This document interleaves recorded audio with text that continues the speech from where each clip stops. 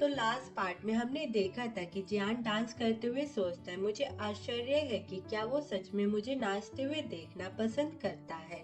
तभी हम फूतेंग को देखते हैं जो कि बहुत ही ध्यान से जियान को देख रहा होता है, जिस वजह से उसका नुन्नू खड़ा हो जाता है। वो सोचता है, जियान तुम खड़े हो, मुझे बस यही चाहिए था। वो जल्दी से उठता है और जियान की कमर पकड़ लेता है, जिस वजह से जियान फ्लिंच हो जाता है और फूतेंग से बोलता है, फूतेंग तुम ये क्या कर रहे हो?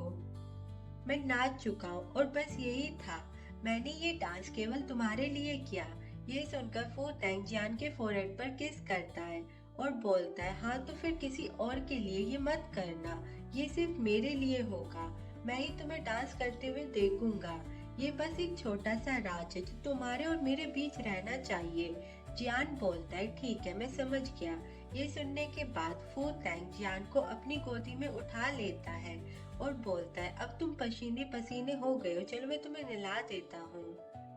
और फिर वहां जाने के बाद फूतेंग और जियान का पर्सनल काम चालू हो जाता है, वो भी बहुत अच्छे तरीके से। वो सब फिनिश करने के बाद फूतेंग जियान को जैसे नहलाने के लिए ले गया था, वो वैसे ही उसे अपनी गोदी में वापस ले आता है। जियान ब्लश करते हुए सोचता है, इसने कहा था कि हम शावर लेंगे, लेकिन इसने फिर से मेरा फायदा उठा लिया। फूतेंग उसे बेड पर लेटाने के बाद बोलता है कि तुमने आज बहुत मेहनत की, तुम आराम करो। ये सुनकर जियान गुस्से से बोलता है, मैं तो बस तुम्हारे लिए खिलौना हूँ, ये तो बाहर वाले भी जानते हैं। फूतेंग जियान के हाथ को अपने फेस पर लगाते हुए बोलता है, सॉरी बेबी, ये सब मेरी ही गलती है। आप कोई तारीख तय कर लो, मैं अभी शादी की योजना बनाऊंगा। ये सुनकर जियान ब्लश करते हुए बोलता है, किसने शादी की बात की? मतलब कि मैंने तो कभी शादी का जिक्र तक नहीं किया। तो फूतेंग बोलता है, कहीं ऐसा तो नहीं कि तुम मुझसे शादी ही नहीं करना चाहते? जियान बोलता है, फूतेंग हम अभी अभी सहमत हुए हैं, अगर मैं ठीक से व्यवहार करूंगा तो तुम बाद में मुझे आराम करने दोगे। फूतेंग बोलता है, मैंने कभी कहा ही नहीं कि तुम आराम नहीं कर सकते, तुम ही गंदे विचार वाले हो। ये सुनकर जियान ब्लैंकेट में खुद को कवर करते हुए बोलता है, उफ भूल जाओ, तुमसे तो बात करना ही बेकार है। फूतेंग बोलता है, वेट, सोने से पहले मेक श्योर आपने प्रॉपर कपड़े पहने हैं ना? अगर मेरी दूसरी पर्सनैलिटी फिर से सामने आई तो मैं उसे फायदा नहीं उठाने दूंगा, समझे? जियान बोलता है, ओके ठीक है। और फिर वो अपने मन में बोलता है, किसी भी तरीके से आप ही एकमात्र पर्सन हो जो बेनिफिट प्राप्त कर रहे हो। जियान के सोने के बाद फूतेंग फोन चला रहा होता है और हम देखते हैं कि वो एक ड्रेस ऑर्डर करता है और मन में बोलता है, जियान बस मेरा है, उसे कोई और नहीं छू सकता। और फिर सीन शिफ्ट होता है मॉर्निंग पर, जहाँ पर हम देखते हैं कि फूतेंग की दूसरी पर्सनैलिटी वापस आ गई होती है, मतलब कि पति वाली। वो जियान को देखकर स्माइल करता है और मन में बोलता है, क्या जियान अभी भी सो रहा है? तभी डोर पर नॉक नॉक होता है, जिसे सुनकर फूतेंग सोचता है, अजीब बात है, इतनी सुबह सुबह दरवाजे पर कौन है? वो जैसे ही गेट खोलता है तो वहाँ पर कोई नहीं होता, वहाँ बस एक गिफ्ट बॉक्स होता है। फूतेंग उस बॉक्स को उठाता है तो उसे पता चलता है कि ये जियान के नाम पर है। वो उसे जैसे ही ओपन करता है तो उसमें जो चीज होती है उसे देखकर वो बहुत ज्यादा गुस्सा हो जाता है। वो सोचता है, क्या उस दूसरे आदमी ने ये भेजा है? तो क्या जियान ऐसी चीज पहनता है? क्या उस आदमी में वाकई में इतनी हिम्मत थी कि उसने हमारे घर पर ये भेज दिया? लेकिन तभी उसके हाथ में एक मैसेज नोट आता है, जिसे देखकर वो पूरी तरीके से शॉक्ड हो जाता है, क्योंकि उसमें लिखा होता है कि तुम्हें लगता है कि तुम मुझे मार सकते हो, अपनी जगह पहचानो। ये सब देखकर फूतेंग सोचता है, तो आखिरकार उसे पता चल गया, हाँ मैंने किसी को काम पर रखा था, उसने मेरी जान को मुझसे छीन लिया, मुझे अपमानित किया और इस तरह से दिखा रहा है जैसे कि उस जगह का वो मालिक हो। कहते हो कि मैं हद से आगे बढ़ गया हूँ। हाँ अब देखते हैं कि असल में अपनी औकात कौन दिखाता है। वो रूम में आता है और जियान के कपड़े निकालते हुए मन में बोलता है, जियान मुझे आपकी हेल्प करने दो आपकी पसंद के कपड़े पहनाने में। और ये बोलने के बाद वो उस बॉक्स की चीजें उसे पहनाने लगता है और फिर जियान को रेडी करने के बाद फूतैंग बोलता है, मेरा जियान बहुत ही प्यारा है।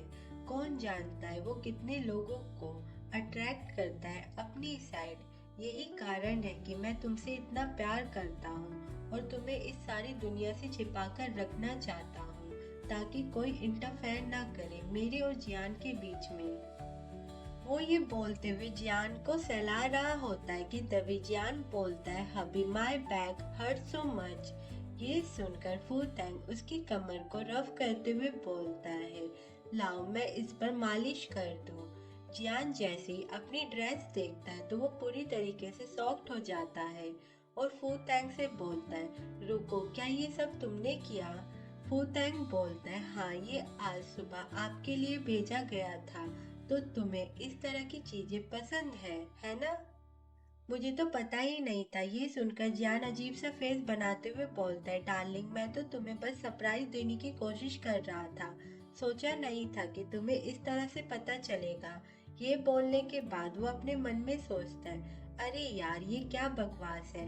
ये तो फूतैंग का असली वाला रूप लग रहा है।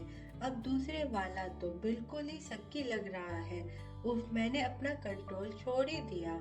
मुझे पहले ही समझ जाना चाहिए था।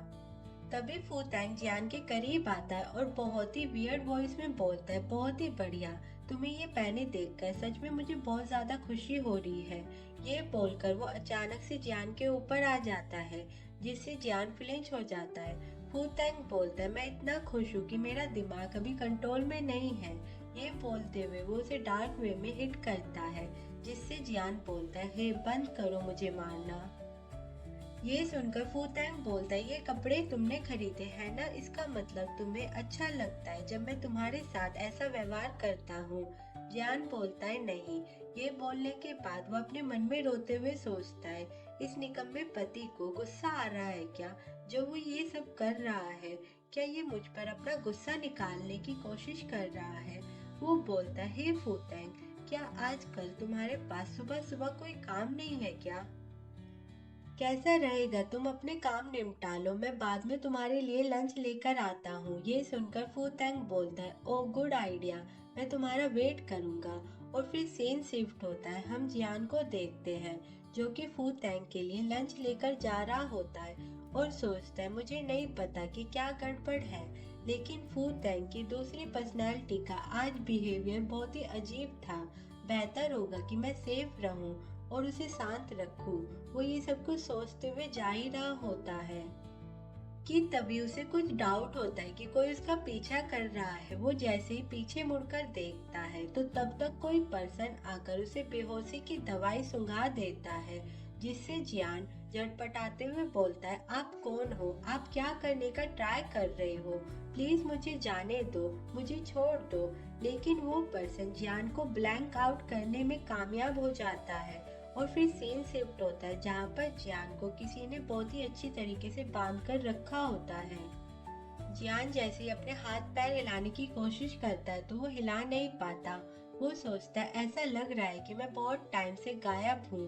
वो जैसे ही अपनी आंखें खोलता है तो उसकी आंखों के आगे काला काला होता है, इसलिए वो बोलता है, मैं कहाँ हूँ?